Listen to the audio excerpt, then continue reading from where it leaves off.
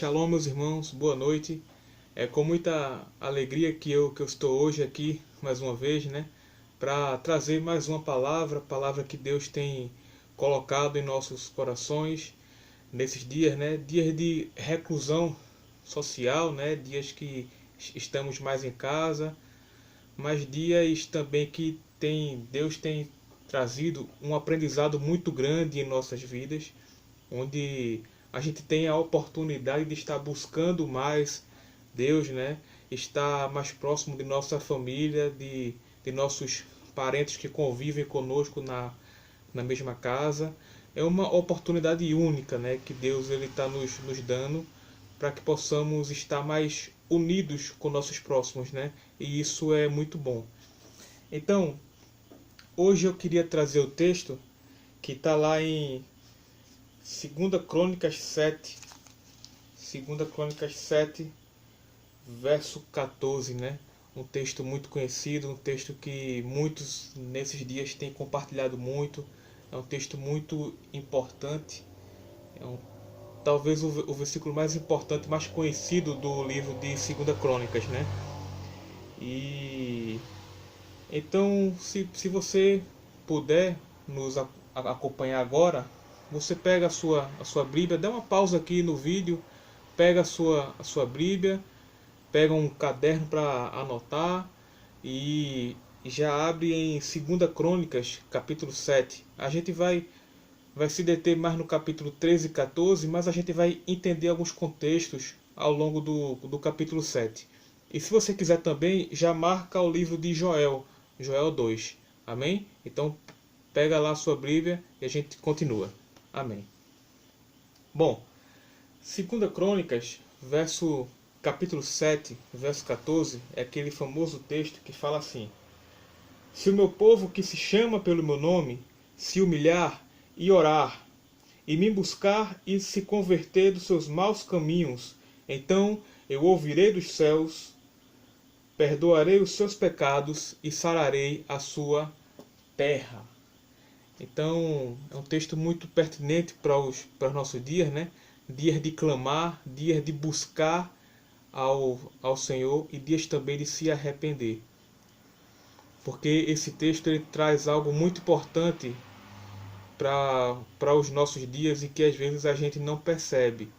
Porque o texto fala assim: se o meu povo, que se chama pelo meu nome.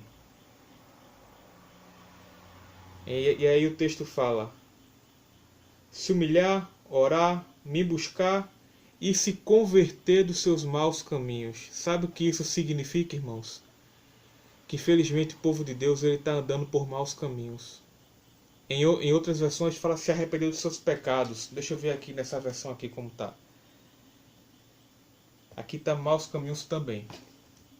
Mas isso é um período que a gente vê assim, que o Senhor ele derrama maldições sobre a terra, pragas, por conta do pecado do povo. E nós, como povo do Eterno, nós não podemos permitir estar pecando, estar trazendo também maldição sobre a terra. Então, se o texto fala se o meu povo se converter dos seus maus caminhos, significa que o povo está andando por maus caminhos. Então, é hora de primeiramente a gente se arrepender de nossos maus caminhos. Bom, eu queria ler o contexto do capítulo 7, porque ele traz umas informações muito interessantes. Bom, capítulo 7, verso 1 e 3, verso 1 e verso 3, fala assim: Tendo Salomão acabado de orar, desceu fogo do céu e consumiu o holocausto e os sacrifícios, e a glória do Senhor encheu a casa. Então o rei, aquele chefe político, ele estava orando pelo povo, pela sua nação. Verso 3: Todos os filhos de Israel, vendo descer o fogo e a glória do Senhor sobre a casa, se encurvaram com o rosto em terra sobre o pavimento, e adoraram e louvaram o Senhor, porque Ele é bom e porque a sua misericórdia dura para sempre. Ou seja, não só o rei estava orando ao Senhor, mas todo o povo, quando viu o fogo descer, começou a adorar e a louvar o nome do Senhor. Ele é bom e sua misericórdia dura para sempre. Verso 9 e verso 10 fala assim: ao 8º dia começaram a celebrar a festa dos tabernáculos, porque 7 dias já haviam celebrado a consagração do altar, e a festa durava 7 dias.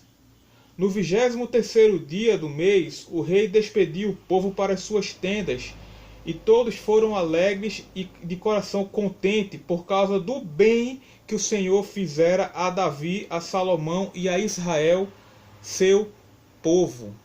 O povo estava celebrando ao Eterno, mesmo em meio às dificuldades. O que é que acontece?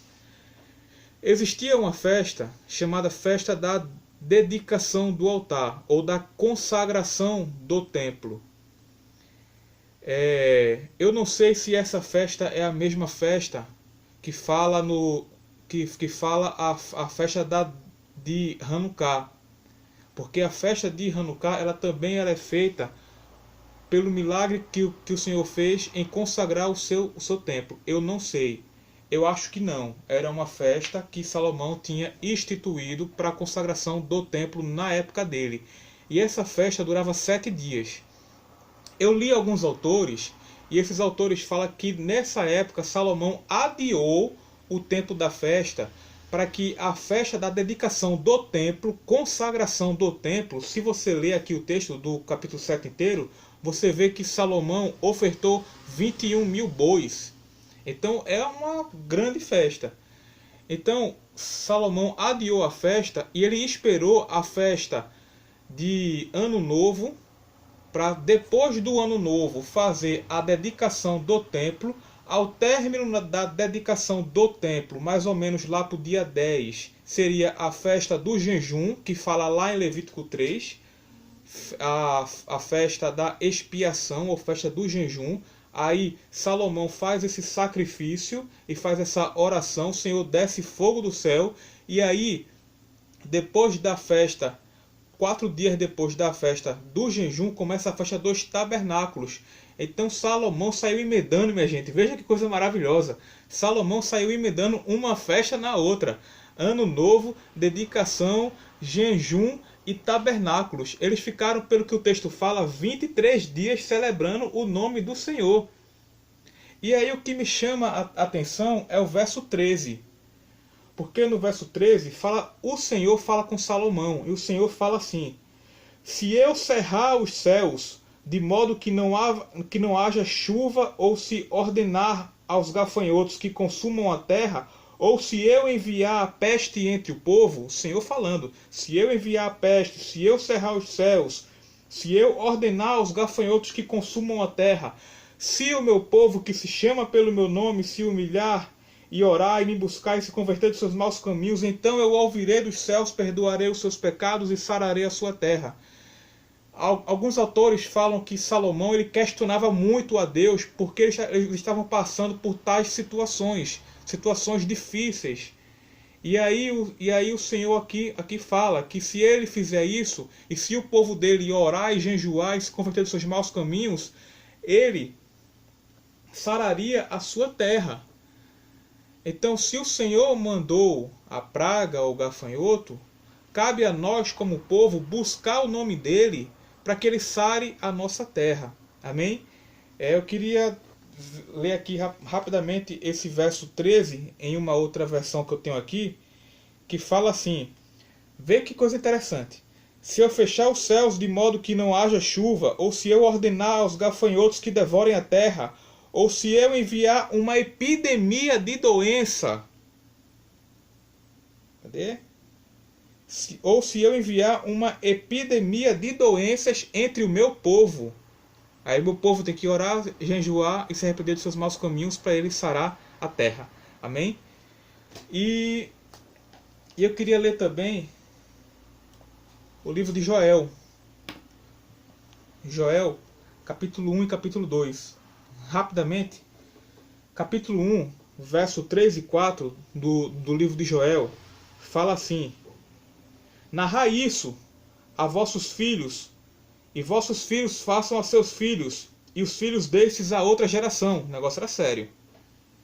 O que deixou o gafanhoto cortador, comeu o gafanhoto migrador. O que deixou o migrador, comeu o gafanhoto devorador. O que deixou o devorador, comeu o gafanhoto destruidor. Verso 13 e 14. Cingi-vos de pano de saco e lamentai, sacerdotes. Nós somos, o Novo Testamento fala que nós somos reis e sacerdotes. O texto aqui fala para os sacerdotes, cingir de pano de saco. Cingir de pano de saco e lamentai, sacerdotes. Uivai, ministros do altar, ministros de música, ministros de dança, que louvam ao Senhor no altar. Uivai, ministros do altar. Vinde, ministros do meu Deus, todos aqueles que são líderes na casa do Senhor. Vinde, ministros do meu Deus. Passai a noite vestidos de pano de saco, porque a casa do vosso Deus foi cortada, oferta de manjares e líbano e libação. Promulgai um santo jejum, convocai uma assembléia solene, congregai os anciãos e todos os moradores da terra, para a casa do Senhor vosso Deus, clamai ao Senhor. É isso que fala o texto. Ministros, sacerdotes, ministros do altar, clamai ao Senhor. Proclame um jejum. Capítulo 2, verso 12 de Joel. Ainda assim, agora mesmo, diz o Senhor, convertei-vos a mim de todo o vosso coração, e isso com jejuns, com choro e com pranto. E aí, capítulo 2, verso 23. Alegrai-vos, pois, filhos de Sião, regozijai-vos no Senhor vosso Deus, porque Ele vos dará... Porque Ele vos dará em justa medida a chuva, fará descer como outrora a chuva temporã e a seródia. As eiras se encherão de trigo e os lagares transbordarão de vinho e de óleo.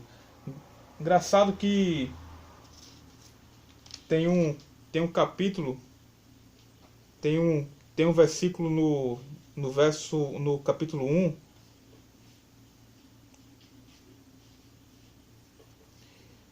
capítulo 1, verso 10. O campo está assolado, a terra de luto, porque o cereal foi destruído, a vide e a videira que faz secou, e as olivas murcharam.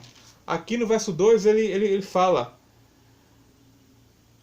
verso 22, a figueira e a vide produzirão com vigor, as eiras se encherão de trigo, e os lagares transbordarão de vinho e de óleo. Olha lá a maldição do capítulo 1 se transformando em bênção no capítulo 2. Restituir-vos-ei os anos que foram consumidos pelo gafanhoto migrador. Lembra do capítulo 1, verso 4? Dos gafanhotos devorador, destruidor, migrador. Restituirei os anos consumidos pelo gafanhoto migrador, pelo destruidor e pelo cortador. O meu grande exército que enviei contra vós outros. Comerei abundantemente e vos fartareis, e louvareis o nome do Senhor vosso Deus, que se ouve maravilhosamente convosco, e o meu povo jamais será envergonhado. E acontecerá que depois derramarei o meu espírito sobre toda a carne. Vossos filhos e vossas filhas profetizarão, vossos velhos sonharão e vossos jovens terão visões. Até os servos sobre as servas derramarei o meu espírito naqueles dias. E aí o verso 32 fala assim: e acontecerá que todo aquele que invocar o nome do Senhor será salvo, porque no Monte Sião e em Jerusalém, como o Senhor prometeu, porque no Monte Sião e em Jerusalém estarão os salvos, como o Senhor prometeu, e entre os sobreviventes aquele que o Senhor chamar. Amém? E eu creio nessa palavra. Depois da praga do gafanhoto, o Senhor vem para trazer cura sobre a terra, restituição, restauração. Vossos jovens profetizarão e vossos velhos terão visões. Derramarei meu espírito sobre toda a carne. Amém? E é isso que eu creio que acontecerá em nossos dias próximos. Então, meus irmãos, que nós possamos nos agarrar nessa palavra, louvar o nome do Senhor sempre, buscar, vós ministros, se cingir de pano de saco, proclamar um jejum, é hora de jejuar, de orar, de buscar. Toda a nação deve estar junto com o seu rei, louvando e adorando, porque ele é bom e a sua misericórdia dura para sempre. Amém? Que o Senhor nos abençoe e nos guarde, que o Senhor faça resplandecer o seu rosto sobre nós, que o Senhor tenha misericórdia de nós e o Senhor levante o seu rosto sobre nós e ponha em nós a sua paz.